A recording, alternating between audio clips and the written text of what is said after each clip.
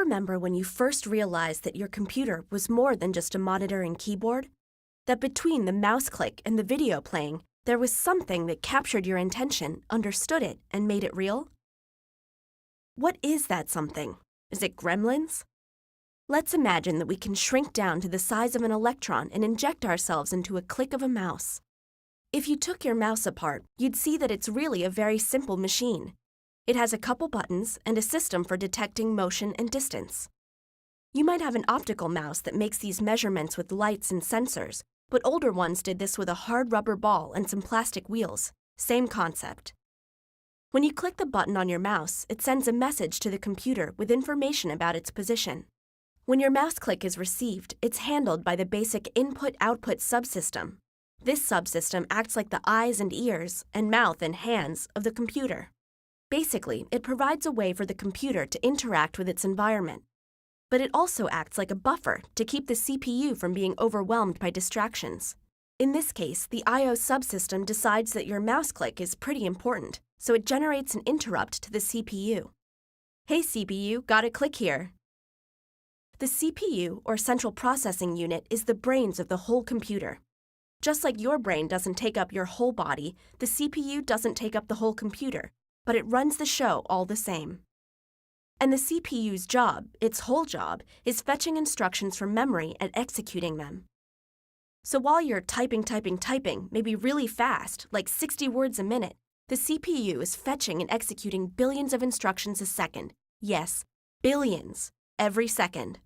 Instructions to move your mouse around on the screen, to run that clock widget on your desktop, play your internet radio, manage the files you're editing on the hard drive, and much, much more. Your computer's CPU is one heck of a multitasker. But oh my gosh, there's a very important mouse click coming through now. Let's drop everything now and deal with that. There are programs for everything that the CPU does. A special program for the mouse, for the clock widget, for the internet radio, and for dealing with letters sent by the keyboard. Each program was initially written by a human in a human-readable programming language like Java, C++, or Python. But human programs take up a lot of space and contain a lot of unnecessary information to a computer, so they're compiled and made smaller and stored in bits of ones and zeros in memory. The CPU realizes that it needs instructions for how to deal with this mouse click, so it looks up the address for the mouse program and sends a request to the memory subsystem for instructions stored there. Each instruction in the mouse device driver is duly fetched and executed. And that's not nearly the end of the story. Because the CPU learns that the mouse was clicked when the cursor was over a picture of a button on the monitor screen, and so the CPU asks memory for the monitor program to find out what that button is. And then the CPU has to ask memory for the program for the button, which means that the CPU needs the monitor program again to show the video associated with the button, and so it goes. And let's just say that there are a lot of programs involved before you even see the button on the screen light up when you clicked it.